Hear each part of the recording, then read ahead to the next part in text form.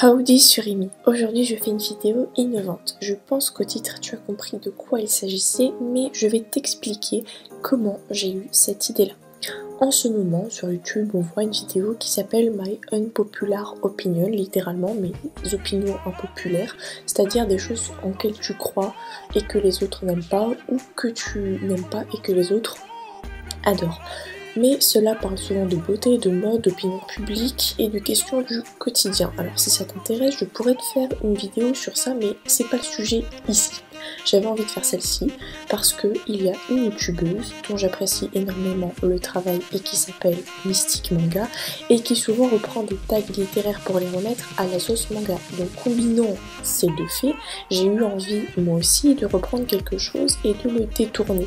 Mais comme il y a certains youtubeurs que j'adore et que je suis gentille, j'ai partagé cette idée-là avec, il me semble, Mystic Manga et Koalan. Je crois qu'il y en a encore une autre personne, mais je me rappelle plus sur le moment. Donc j'espère que ça leur plaira et qu'ils et elles le feront. Allez, c'est parti.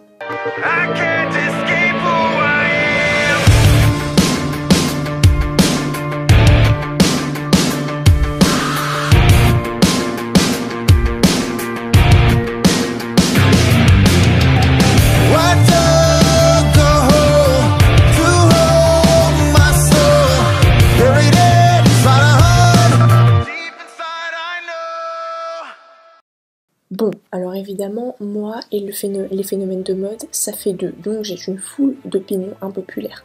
Pour pas que ce soit trop lourd, je vais vous en donner quelques-unes et le reste, vous pourrez le retrouver sur mon blog d'ici fin décembre. Les mises à jour vous seront communiquées sur les réseaux. Donc, on commence. J'aime plus la trilogie de films Berserk que l'anime original.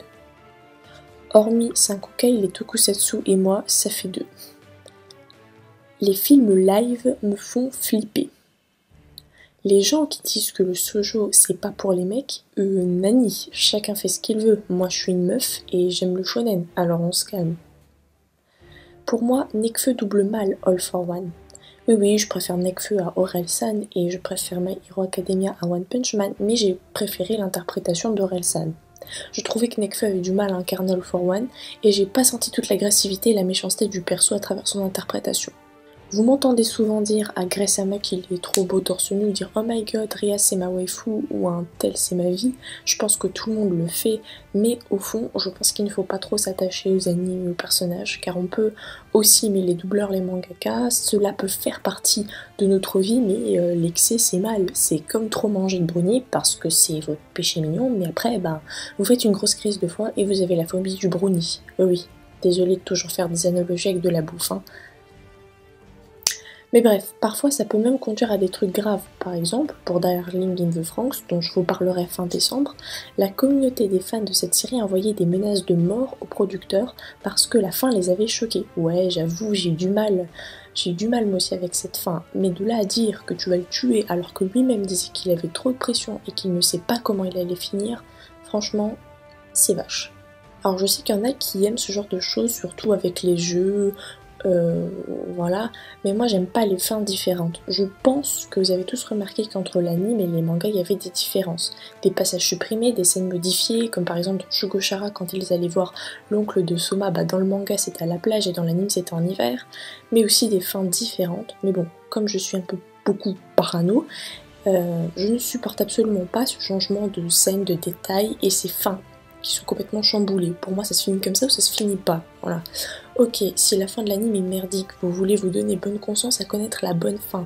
Mais bon, dans Pretty Little Liars, il n'y avait pas de grande différence dans le fond entre le roman et la série, non? Enfin bref, c'est une série, mais c'est vraiment un exemple. Ce qui m'embête dans ces fins, c'est qu'un manga c'est payant et quand vous êtes mineur et même après, bref, vous n'avez pas forcément des mille et des cents, ça peut être dur de tout acheter. Puis il y a aussi le risque de ne pas finalement être satisfait, ce qui peut aussi vous amener à appeler le studio qui par exemple a osé produire Kiss par exemple, oui, comme Nasai, mais moi je l'ai pas menacé de mort, je vous préviens. Contrairement à tout le monde, je sens que je vais me faire taper, donc s'il vous plaît, ne le faites pas. Je n'aime pas Aku no Hana. C'était nul. même si le style artistique était beau et très esthétique, mais j'ai pas aimé. L'histoire était moyenne, malgré l'art magnifique qui contrastait, mais l'histoire franchement, il y avait pas... Voilà quoi, ça se regarde, c'est tout. Voilà, c'est subjectif. Ensuite, attention, je sais que là par contre ça va faire criser certains, je n'ai pas compris la fin de A Silent Voice. Et du coup, je n'ai pas beaucoup aimé A Silent Voice. Oui, le message était touchant parce que c'est rare qu'on aborde des thématiques de handicap ou de discrimination. Oui, ça j'ai compris le message, voilà. Mais la fin, pour moi c'était pas une fin, et du coup j'ai pas compris en fait où est-ce que ça voulait en venir. D'ailleurs, moi aussi j'ai pas compris, récemment j'ai vu Fireworks, j'ai pas compris la fin. Enfin, quand la prof fait l'appel, le gars il répond pas, il est pas là, donc il est toujours dans le monde parler avec sa copine, il va vivre avec elle à Tokyo, ou il l'accompagne juste à la gare. Franchement, aidez-moi, répondez-moi parce que je suis un stress total, je ne comprends pas. Alors par contre là, ce qui m'énerve, c'est les gens qui disent que Fireworks ou Koe no Katachi, donc A Silent Voice, est au-dessus de Your Name. Non, non, non, Your Name, c'est un chef-d'œuvre comme j'en ai rarement vu. Je crois que le dernier chef-d'œuvre en date que j'avais vu à part Your Name, c'était Marie et la fleur de la sorcière, et si je me rappelle, c'était avant mon brevet, c'était 5 cm par seconde, même si la fin de l'histoire m'a fait vraiment mal au cœur, j'ai failli pleurer, enfin je crois même que j'ai pleuré avec la musique. Franchement, c'est vraiment au-dessus. Voilà. Bref, en tout cas, c'était pour dire que j'aime pas trop les animations qui se déroulent sur une journée, mais ils sont à fond en train de rusher comme dans Fireworks en fait. Alors là, c'est un truc, je sais pas si c'est le cas de beaucoup de personnes, mais en tout cas, j'ai pas cru remarquer que c'était très populaire. Donc, c'est pour ça que je le dis ici, c'est les nouveaux animés. Je n'aime pas tant que ça les nouveaux animés. En fait, c'est que en grande partie, ils sont très esthétiques, tout est bien soigné, etc. Alors oui, j'en parle beaucoup, et il y a plein que j'adore, mais honnêtement, je regarde plus qui sont sortis entre 2006 et 2014, parce que pour moi, Gurren Lagann, Death Note, Gungrave, Samurai Champloo, Rurouni Kenshin, ce sont la base. C'est vraiment, entre guillemets, des classiques, si je puis dire.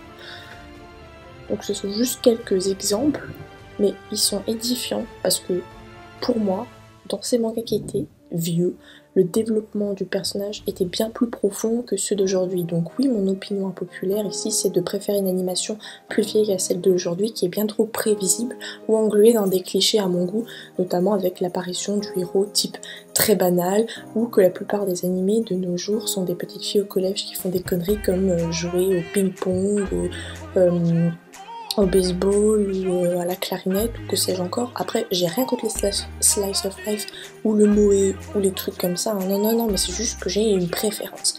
Après, à ce point-là, je vais pas trop le détailler étant donné que cette vidéo est prévue pour mi-2019.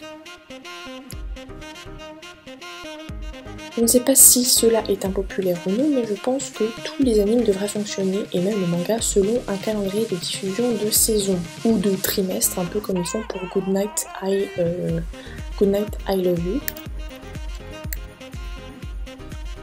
Donc si vous savez pas ce que c'est que ce manga, je vous le mets en barre d'infos parce que j'ai fait une vidéo dessus. Donc par saison ou par trimestre, parce que franchement un épisode par semaine, ça commence à faire lourd. Ne croyez pas que je sois saoulée de faire des reviews, hein. D'ailleurs je ne suis jamais à l'heure pour les faire, mais ça c'est vrai que j'ai jamais été ponctuelle. Mais je trouve que faire un épisode par semaine, ça gâche un rythme, ça oblige ceux qui font les animes ou les traductions à rusher, et parfois la qualité n'est pas forcément au rendez-vous, il y a toujours des moments qu'on cut, et puis le produit final n'est pas aussi bien que s'ils avaient eu genre 2 semaines ou justement des trimestres ou des saisons pour sortir les animes. Vous regardez Monster X Hunter, il est très bien comme il est, vraiment. Même si j'avoue qu'il y en a qui ont tendu. Voilà. Ou alors vous faites comme moi, c'est-à-dire que quand je sais qu'il y aura plusieurs saisons et que je vais être hypée, j'attends que bien plus que la moitié, voire tout sorte, et après je regarde tout. Je n'ai jamais vraiment compris la limite entre dessin animé et animé. Enfin, c'est sûr que Bienvenue chez les Louts c'est un dessin animé et que Brawler Conflict c'est un anime, oui. Mais genre Pokémon, pour moi, les premières saisons c'est un dessin animé et les toutes dernières, à la rigueur, ça peut être considéré comme un anime, même si l'opinion publique dit que c'est un anime. Mais bon, je suppose que tout le monde s'en fout de cette nuance. Bientôt, après tout, on se mariera avec des robots ou des martiens, alors bon. Alors oui, c'est une révélation, Spotlight, honte à moi, ce que vous voulez, mais Digimon est meilleur que Pokémon. Oui, j'ai été élevée à Yu-Gi-Oh!, Bakugan, Beyblade, Pokémon, Black Butler entre autres, mais Digimon est meilleur que Pokémon. Voilà. Histoire d'enfoncer les Pokémon un peu plus, Pika Pika, Miaou Miaou, machin, je préfère que tous les Pokémon parlent comme Miaou, c'est-à-dire par notre langue, parce qu'au début, dire leur nom, leur rugissement, c'était mignon, voyez-vous, mais ne croyez-vous pas que c'était assez répétitif? J'avais l'impression d'être dans ma classe de grande section de maternelle de l'époque où ils savaient même pas faire de phrases en français et qu'ils passaient leur temps à taper leur casserole pour faire la fanfare. Ouais, j'étais comme qui dirait une gamine éveillée, du coup j'étais pas très heureuse en maternelle et en primaire. Rosario plus Vampire est meilleur que Dance in the Vampire Band et pourtant le premier est plus, on va dire, léger que le deuxième, alors que j'avoue que je préfère plus le gore au ecchi. Mais bizarrement, j'ai plus préféré Rosario, tout simplement. Dans les animes, j'ai un kiff immense pour les méchants et les cinglés. Oui, alors en vrai, j'ai des personnages favoris dans les gentils entre guillemets, mais en général, mon dévolu se porte pour les méchants, style Ryoga dans Beyblade, Paul dans Pokémon, Sasuke ou d'autres malades mentaux. Je vous avoue secrètement que j'adore le protégé de All for One dans My Hero Academia, c'est un petit peu mon péché, voyez-vous. Ensuite, je trouve que Tokyo Mew Mew Power est sous-estimé. Ouais, je sais, j'ai 2 ans d'âge mental, mais bon, je suis toujours au stade de Doremi. Ensuite, Fate Apocrypha, même si c'est une histoire alternative où le Graal n'avait pas encore été retrouvé, et ben je trouve que Fate Apocrypha est bien mieux que Fate Stay Night, et Dieu sait que j'avais adoré Fate Stay Night. Par contre, franchement, juste après Apocrypha, il y avait eu Extra Last encore. Ça m'a foutu un coup de froid, j'aurais préféré que ça ne sorte jamais. J'aime juste les musiques et la robe de la blondinette, mais à part ça, j'ai pas aimé. Vraiment, non, moi j'en suis Fate Apocrypha. Oui, Evangelion, c'est sympa, mais Sokyu no Fanfare, Dead Aggresso, c'est bien mieux. Et aussi, je trouve pas que Evangelion et Darlifra se ressemblent. À quel moment?